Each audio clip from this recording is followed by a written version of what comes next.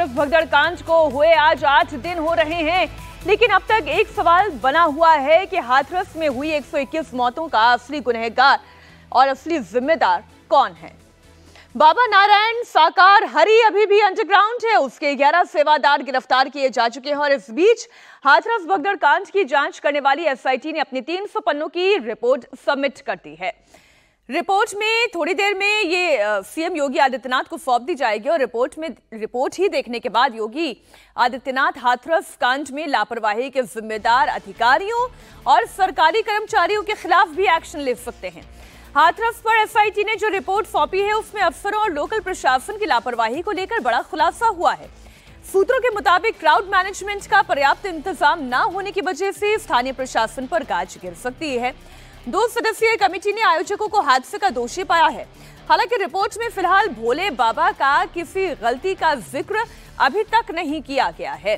ये बड़ी खबर आपको दे दें, आयोजक के साथ साथ अधिकारियों पर भी गिरेगी गाज, ऐसी संभावना इसलिए दिखाई दे रही है क्योंकि प्रशासनिक लापरवाही तो खुलकर सामने आई है। इतनी बड़ी भीड़ जब वहां पर एकत्रित हुई तो फिर वहां पर सुनियोजित तरीके से प्रशासनिक इंतजाम क्यों नहीं किए गए थे, पुलिस की मौजूदगी क्यों नहीं थी। हाथरस में 2 जुलाई को भगदड़ मची जिसमें 121 लोगों की जान चली गई। मुख्यमंत्री योगी आदित्यनाथ ने 24 घंटे के अंदर अंदर अधिकारियों से हादसे की रिपोर्ट मांगी थी। हालांकि जांच के लिए बनी 2 मेंबर्स की कमेटी को अपनी पड़ताल पूरी करने में अभी 6 दिन का वक्त लगा और उसमें भी बाबा की गलती का जिक्र नहीं है। ऐसे में सवाल ये उठ रहा है कि क्या बाबा इस पूरे मामले में बचकर निकल जाएगा।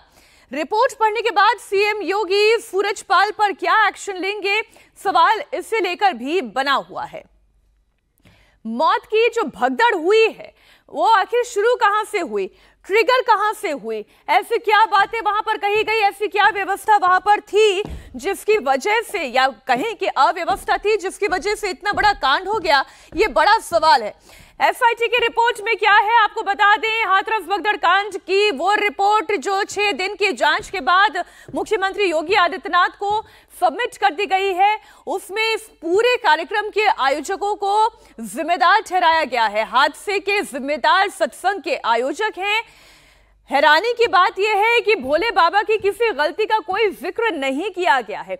सही इंतजाम होता तो मौत का आंकड़ा कम होता, इंतजाम नहीं था, यह भी एकदम क्लियरली समझ में आ रहा है। क्राउड मैनेजमेंट के पर्याप्त व्यवस्था वहां पर मौजूद नहीं थी। लेकिन सबसे ज्यादा चौंकाने वाली बात जो इस रिपोर्ट में दिखाई दे रही है कि भोले बाबा की किसी गलती का जिक्र नहीं किया गया है, जबकि भोले बाबा ने बोला था कि जब मैं यहां से जाऊं तो मेरे चरणों के धूल ले लेना, वो रज ले लेना।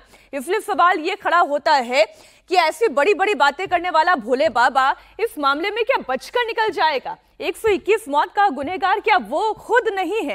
एडीजी आगरा जोन अनुपम कुलश्रेष्ठ, कमिश्नर अलीगढ़ क्षेत्र अभी की एसआईटी की इस रिपोर्ट में 150 लोगों के बयान दर्ज किए गए हैं जिसमें सरकारी कर्मचारी और कई पीड़ित परिवार भी शामिल हैं।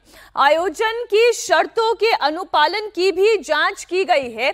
2 मेंबर्स की कमेटी ने कुल 6 दिनों के अंदर ये रिपोर्ट तैयार की है और रिपोर्ट बनाने से पहले इस बात की जांच की गई कि सत्संग का आयोजन कराने वालों ने आयोजन की शर्तों को निभाया या नहीं निभाया तो कितना निभाया। एसआईटी ने अपनी ये रिपोर्ट तैयार कर ली है और अब ये रिपोर्ट मुख्यमंत्री योगी आदित्यनाथ की टेबल तक पहुंच गई है।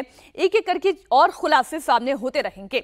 एसआईटी की रिपोर्ट में जो मेन बात निकल कर आई उसमें कई अधिकारी और लोकल प्रशासन के कर्मचारी नप सकते हैं।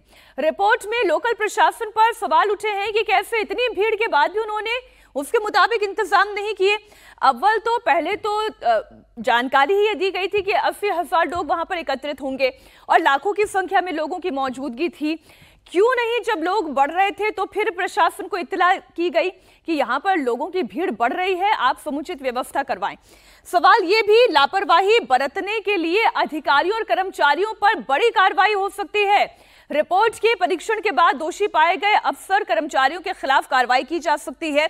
सूत्रों के मुताबिक क्राउड मैनेजमेंट का पर्याप्त इंतजाम न होने की वजह से स्थानीय प्रशासन पर इस मामले में गाज गिर सकती है। हमारे सहयोगी विशाल प्रताप सिंह इस वक्त लखनऊ से लाइव जुड़ गए हैं। विशाल, एसआईटी की रिपोर्ट में सबसे ज्यादा चौंकाने वाली बात तो यह है कि इस पूरे मामले में क्या ये सूरजपाल बचकर निकल जाएगा? क्या इसकी कोई गलती नहीं है, कोई संलिप्तता नहीं है?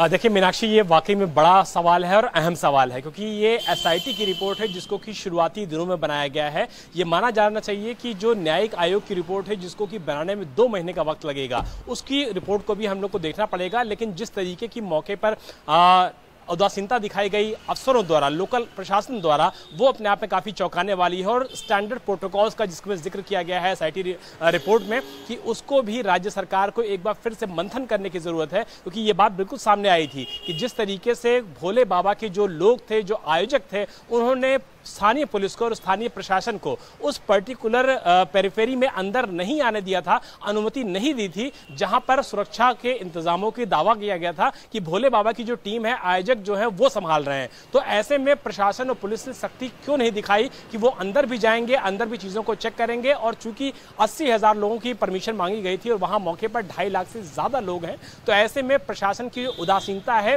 प्रशासन की अनुमति देने के बाद वो अपने आप में कहीं ना कहीं सवालों के घेरे में है। और यही वजह है कि अब से कुछ देर में जो रिपोर्ट मुख्यमंत्री योगी आदित्यनाथ के सामने टेबल की जाएगी, ये माना जा रहा है कि मुख्यमंत्री इसमें कड़े एक्शन लेंगे, सख्त एक्शन लेंगे। और जो आयोजन वो हार्ड टास्क मास्टर है, वो बख्शेंगे नहीं, ऐसी उम्मीद हम भी कर रहे हैं। और ऐसे में बाबा पर क्या कार्रवाई होगी, इस पर तो हमारी भी निगाह टिकी हुई है। विशाल, आप रहिएगा हमारे साथ।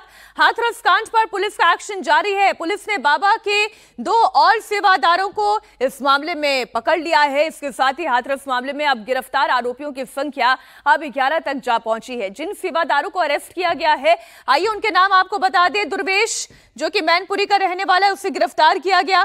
हाथरस का रहने वाला राम प्रकाश शाक्य, ये गिरफ्तार किया जा चुका है। दलवीर पार, मैनपुरी का ही रहने वाला संजू यादव, हाथरस जहां पर यह पूरा हादसा हुआ, राम यादव, मुकेश कुमार, उपेंद्र यादव, मंजू यादव, मेघ सिंह और मंजू देवी, ये पहले ही गिरफ्तार किए जा चुके थे।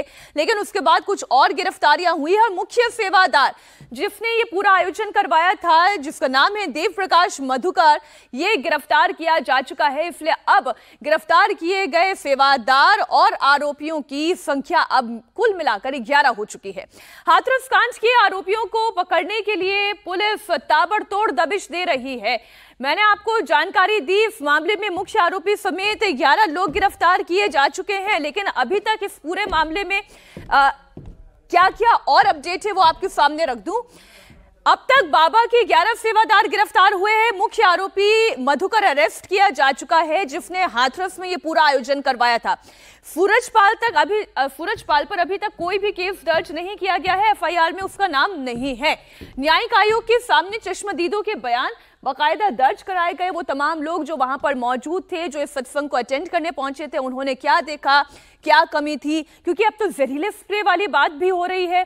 बाबा के वकील ये कह रहे हैं कि जहरीला स्प्रे वहां पर छिड़का गया था, तो ऐसा हुआ था या नहीं हुआ था, इन सारे सवालों के जवाब तलाशे जा रहे हैं। बाबा के बैंक खाते, संपत्ति और मनी ट्रेल की भी जांच की जा रही है कि बाबा के पास इतनी बड़ी संपत्ति आई कहां से। इस पूरे मामले में पुलिस किन किन एंगल से जांच कर रही है, पुलिस की इन्वेस्टिगेशन के बिंदु क्या क्या हैं, वो भी आपको बता देते हैं।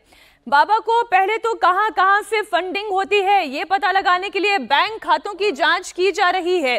इसके अलावा जितनी चल संपत्ति है, अचल संपत्ति है, उसकी जांच की जा रही है। मसलन कितने बंगले हैं या कितनी प्रॉपर्टी, कितनी लैंड है उनके पास।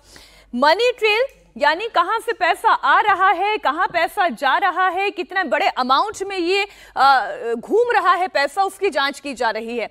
अब सवाल ये भी कि साजिश के पीछे जिम्मेदार आखिर कौन है? क्या जानबूझकर भीड़ के बीच में से बाबा की गाड़ी निकाली गई थी? क्योंकि गाड़ी निकालने का दूसरा एग्जिट भी हो सकता था, लेकिन इसके बावजूद भीड़ के बीच में से गाड़ी निकाली गई और लोग बेतहाशा गाड़ी के पीछे दौड़ने लगे और इसी दौड़ में लोगों की जान गई है, लोगों का पांव फिसला है। सेवादारों ने भीड़ पर लाठियां चलाई उन्हें कंट्रोल करने के लिए। पहले तो उन्हें काबू में करके रखा और फिर अचानक से उन्हें छोड़ दिया, और फिर जब छोड़ा वो बेकाबू हो गए तो उन पर लाठियां चलाने लगे। अब सवाल यह भी कि मुख्य आरोपी का क्या किसी राजनीतिक दल से कनेक्शन है, क्योंकि कुछ तस्वीरें ऐसी सामने आई थी, कुछ बयानात भी ऐसे सामने आए थे जिससे लेकर यह सवाल उठ रहा था कि क्या अखिलेश यादव से कोई कनेक्शन है, क्या समाजवादी पार्टी से कोई कनेक्शन है, या फिर किसी और सियासी दल से कोई कनेक्शन है। कुछ समय पहले राजनीतिक दलों ने संपर्क किया था, पॉलिटिकल पार्टी से फंडिंग की भी जांच की जा रही है। ऐसे तमाम तरीके से ये वो जांच के पहलू है जिन पर गौर किया जा रहा है। हमारे सहयोगी पवन नारा इस वक्त इस खबर पर लगातार अपडेट दे रहे हैं। मैनपुरी से लाइव हमारे साथ जुड़ गए हैं। पवन, किन किन एंगल से जांच की जा रही है और अभी तक इस मामले में अगर मैं राजनीतिक दलों के कनेक्शन की बात करूं तो क्या कोई कनेक्शन अभी तक बाबा का निकलकर सामने आया है? देखिए, पुलिस इस बात की जांच कर रही है कि बाबा सीधे तौर पर ना कोई चंदा लेता था, ना चंदे की कोई अपील करता था, लेकिन बावजूद इसके इतने सारे आश्रम और ये सब कैसे बने, इसके लिए बाकायदा कुछ फंडिंग हुई है, कुछ चंदा मिला है बड़े लोगों से जिनके कुछ बिजनेस इंटरेस्ट भी शामिल हैं। तो अब उन फंडिंग सोर्सेज की जांच हो रही है। पुलिस ने 11 लोगों को गिरफ्तार किया है। अगर देव प्रकाश मधुकर को छोड़ दिया जाए, जो कि एक सरकारी नौकरी में अनुबंध पर हैं, उसके अलावा कोई भी ऐसी माली हालत का नहीं है जिसका एक पक्का बढ़िया बना हुआ मकान भी हो। जो महिला गिरफ्तार की गई है उसका एक 6 महीने का दूध पीता बच्चा है। जो पुरुष गिरफ्तार किए गए उनमें कईयों की उम्र 60-60 साल है। घर में 3 कमरे का मकान है लेकिन जिसमें लिपाई भी नहीं हो रखी, जिससे पता चलता है कि जो सेवादार पकड़े हैं उनकी इतनी आर्थिक हैसियत हालत नहीं है कि 80,000 लोगों के कार्यक्रम का आयोजन कर सके। सवाल यह है कि आखिर ये फंडिंग कहां से आ रही थी। टेंट हाउस की पेमेंट का अगर हम बात करें तो लगभग 5.5 लाख रुपए के आसपास का टेंट हाउस का बिल था, जिसके लिए 2.5 लाख के आसपास पेमेंट की गई थी।